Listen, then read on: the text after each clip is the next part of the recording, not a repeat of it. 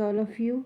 आज हम अपनी ग्रामर बुक से पढ़ेंगे पाठ 16 जो हमारी यूटी का सिलेबस है, विस्मय बोधक। इस अध्याय में हम क्या पढ़ेंगे? सबसे पहले विस्मय बोधक की डेफिनेशन पढ़ेंगे, विस्मय बोधक के भेद पढ़ेंगे, विस्मय बोधक के भाव और उसके लिए शब्द पढ़ेंगे। सबसे पहले हमने पिक्चर दिखाई दे रही है, हमें दो चित्र पिक्चर बनी हुई है। एक में क्या है, एक पीछे पहाड़ बने हुए हैं, इंद्रधनुष है और इसमें एक पिता है और एक छोटा सा लड़का बना हुआ है। अब उसमें सबसे पहले वाक्य में लिखा हुआ है, वाह क्या सुहावना दृश्य है। मतलब जो हमें बहुत अच्छा लग रहा है, तो हमें क्या आश्चर्य हुआ कि हाँ बहुत अच्छा दृश्य है।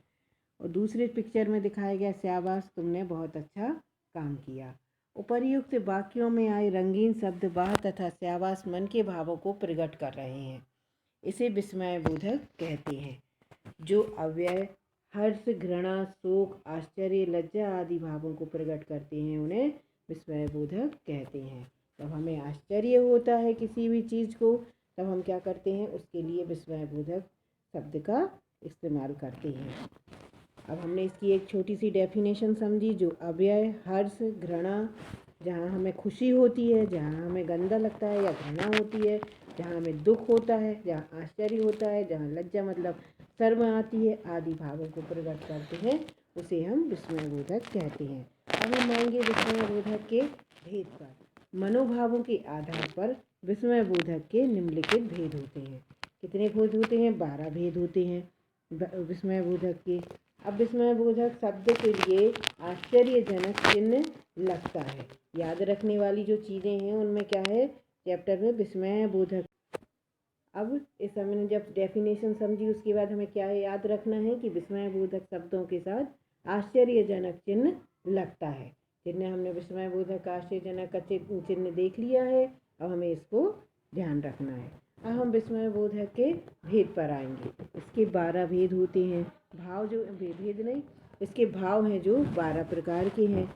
सबसे पहला है प्रशंसा प्रोत्साहन, फिर है उत्साह प्रसन्नता, फिर विस्मय आश्चर्य, शोक दुख, घृणा चेतावनी, भय क्रोध, अनुमोदन स्वीकृति, आशीर्वाद संबोधन और इच्छा। उसके लिए हमें जो भाव हैं उसके लिए हमें अलग अलग शब्द दिए गए हैं। जैसे हमें किसी की प्रशंसा करना है, प्रोत्साहन देना है, तो हम क्या कहते हैं? शाबाश, वाह, बहुत सुंदर। दूसरा है उत्साह प्रसन्नता, तो उसके लिए हम क्या कहेंगे? वाह, आह, धन्य। विस्मय आश्चर्य के लिए आह, ओह, क्या क्या, अरे, अहो। उसके बाद में दुख शोक और दुख के लिए हाय, उफ, हाय, हे राम। घृणा के लिए छी छी, धत, उफ, धिक, हट।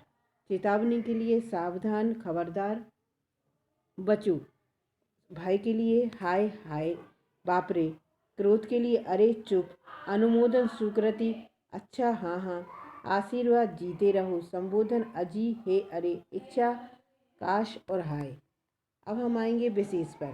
कभी कभी संज्ञा, सर्वनाम, विशेषण और क्रिया का प्रयोग भी विस्मय बोधक अवयव के रूप में होता है। क्या होता है? कभी कभी संज्ञा, सर्वनाम, विशेषण और क्रिया का प्रयोग भी विस्मय बोधक अव्यय के रूप में होता है। अब हम देखेंगे सर्वप्रथम संज्ञा में। राम राम ऐसा भी होता है, ये संज्ञा का है। सर्वनाम में क्या, कौन, आप, ये क्या है? सर्वनाम में है।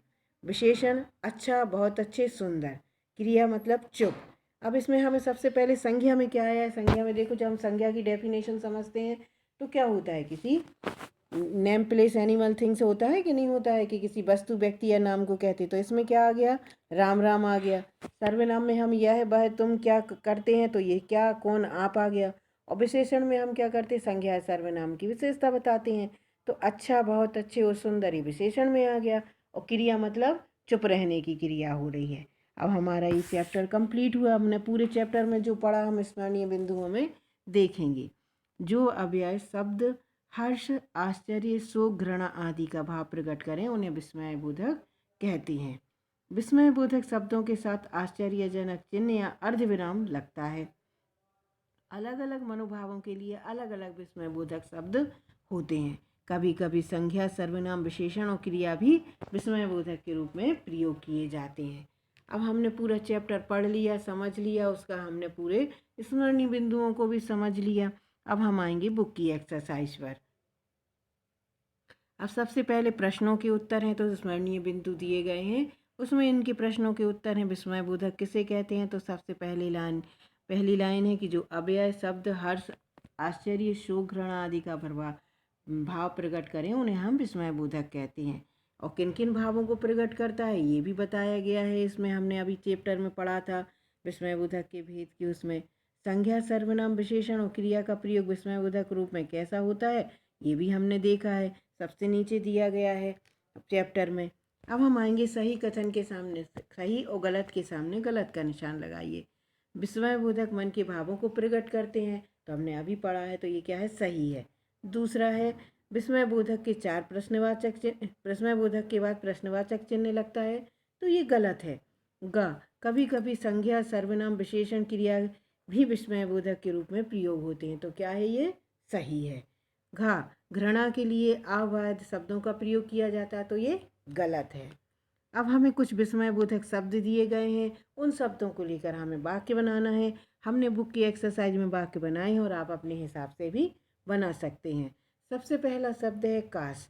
काश में जल्दी उठ गया होता। अरे अरे आप कहाँ जा रहे हो? बाप रे यह तो डूब गया। हे राम मुझे यह तो याद ही नहीं रहा। हाय हाय मिस, मर गया। शाबाश, तुमने भी तो गजब कर दिया। वाह बहुत अच्छी खुशबू है। रुको खबरदार, मैं तुम्हें मार दूंगा। छी छी बहुत गंदा है। मौसम बहुत अच्छा है। अब हम आएंगे पेज नंबर 78 पर। 78 पर दिया गया निम्नलिखित वाक्यों में आए रिक्त स्थानों को उचित विस्मयबोधक शब्द भरकर पूरा करना है। आगे हमें फिलअप्स दिए गए हैं, खाली स्थान दिए गए हैं, उन्हें विस्मयबोधक शब्दों से भरकर हमें उसको पूरा करना है। का अरे सबसे पहले में आ जाएगा अरे आगे गहरा गड्ढा है। दूसरे में आएगा ओह तुमने मैच जीत लिया। गा उफ इतना बड़ा हादसा। हाय देवेश फेल हो गया। हे राम तुमने चोरी की। वह फिल्म देखकर मज़ा आ गया। अरे अब आगे क्या होगा? बाप रे इतना बड़ा सांप। शाबाश अदित प्रथम आया है। वह आज बस सही समय पर आ गई। अच्छा जाओ पर शीघ्र लौट आना। अब हम आएंगे MCQ पर, बहुविकल्पीय पर। सही विकल्प, 3 विकल्प दिए गए हैं और सही विकल्प पर हमें सही का निशान लगाना है। विस्मयबोधक के बाद कौन सा चिन्ह आता है? विस्मयबोधक के बाद कौन सा चिन्ह आता है? आश्चर्यजनक। आशीर्वाद के लिए कौन सा शब्द आएगा? जीते रहो। राम राम कैसा समय आ गया। इस वाक्य में विस्मयबोधक का कार्य कौन कर रहा है? संज्ञा कर रहा है। अब हमारा ये पूरा चैप्टर कंप्लीट हो गया। आप अपने हिसाब से बुक की एक्सरसाइज हमने आपको बता दी है और आप इसको देख लेना, उभर लेना। अब हम आएंगे नोट्स पर। हमारे दो चैप्टर रह गए थे। झांसी की रानी का हमने नहीं बताया था आपको, नोट्स जो हमें स्कूल से प्रोवाइड हुए हैं। अब हम पाठ 10 पर आएंगे। सबसे पहले हमें शब्दार्थ दिए गए हैं। प्रकृति मतलब होता है भौहें, आज़ादी का होता है स्वतंत्रता, फिरंगी अंग्रेज, सैन्य सेना, दुर्ग किला, वैभव धन ऐश्वर्य, व्यू मतलब होता है रचना, कालगति मतलब मृत्यु, निसंतान जिसकी कोई संतान न हो, विकट मतलब भयंकर, काया मतलब शरीर, उज्ज्वला मतलब आग। हमें ये दिए गए हैं शब्दार्थ, हमें उनको पढ़ना है। प्रश्नोत्तर पर आएंगे। किंतु कालगति चुपके काली घटा घेर लाई, इस पंक्ति में किस घटना की ओर संकेत है? इस पंक्ति में लक्ष्मीबाई के पति गंगाधर राव की मृत्यु की ओर संकेत किया गया है। काली घटा गिरने की बात क्यों कही गई है? काली घटा गिरने की बात से कवयित्री का आशय है कि लक्ष्मीबाई का विवाह होने के बाद वह झांसी की रानी बन गई और उनका भाग्य खुल गया, लेकिन धीरे धीरे उनके पति की तबीयत खराब होने लगी और उनकी मृत्यु हो गई। पति की मृत्यु के बाद उनके जीवन में काली घटा के समान अंधेरा छा गया। दूसरा है कविता की दूसरी पंक्ति में भारत को बूढ़ा कहकर उसमें नई जवानी आने की बात कहकर सुभद्रा कुमारी चौहान क्या कहना चाहती हैं? मतलब लेखिका क्या कहना चाहती है? कविता में भारत को बूढ़ा और नई जवानी आने की बात कहकर सुभद्रा कुमारी चौहान बताना चाहती हैं कि जिस प्रकार एक बूढ़े भारत की सारी इच्छाएं खत्म होने लगी हैं लगती हैं और वह अपना जीवन नीरसता से बूढ़े आदमी की सारी इच्छाएं खत्म होने लगती हैं, वो अपना जीवन नीरसता से जीता है। उसी प्रकार परतंत्रता में रहकर भारतीयों की इच्छाएं मर चुकी थी, मतलब खत्म हो चुकी थी। लेकिन जब लक्ष्मीबाई ने स्वतंत्रता की जंग छेड़ी तो सभी भारतीयों में स्वतंत्र होने के लिए उत्साह व उमंग भर गया। वीर महिला की इस कहानी में कौन से पुरुषों के नाम आए हैं? इतिहास की कुछ अन्य वीर स्त्रियों की कहानियाँ खोजो। वीर महिला की इस कहानी में नाना साहब, वीर शिवाजी, तत्या टोपे, चतुर अली मुल्ला, सरदार अहमद साहब, मौलवी ठाकुर, कुंवर सिंह, सैनिक अभिराम आदि हैं। सुभद्रा कुमारी चौहान लक्ष्मीबाई को मर्दानी क्यों कहती है? लक्ष्मीबाई ने वीर सेनापतियों की तरह अंग्रेजों से लड़ाई की और वीरगति को प्राप्त हुई, इसलिए सुभद्रा कुमार चौहान ने लक्ष्मीबाई को मर्दानी कहा है, मतलब लेखिका ने। अब हम आएंगे प्रश्न नंबर 3 पर। साप्रसंग कविता का हमें अर्थ बताना है। इसमें दिया गई है, कविता दी गई है, तो हमें सबसे पहले इसका संदर्भ लिखना है, प्रसंग लिखना है और अर्थ बताना है, और उसके बाद हमें विशेष बताना है। इसको आप पढ़ लेना कविता में से देख के। अब हम आएंगे क्वेश्चन नंबर 4 पर। खालिस्तान भरो। गुमी हुई आज़ादी की कीमत सबने पहचानी। लक्ष्मीबाई थी या दुर्गा थी, वह स्वयं वीरता की अवतार, किंतु कालगति चुपके चुपके काली घटा घेर लाई। व्यापारी वन दया चाहता जब वह भारत आया। कुटियों में भी विषम वेदना, महलों में आहत अपमान। रानी ने तलवार खींच ली, हुआ द्वंद आसमानों में। विजयी रानी आगे चल दी, दिया ग्वालियर पर अधिकार। अब हमारे खालिस्तान हो गए, उसके नीचे अंडर। अब प्रश्न नंबर 5, प्रश्न उत्तर लिखिए। अति लघु उत्तरीय।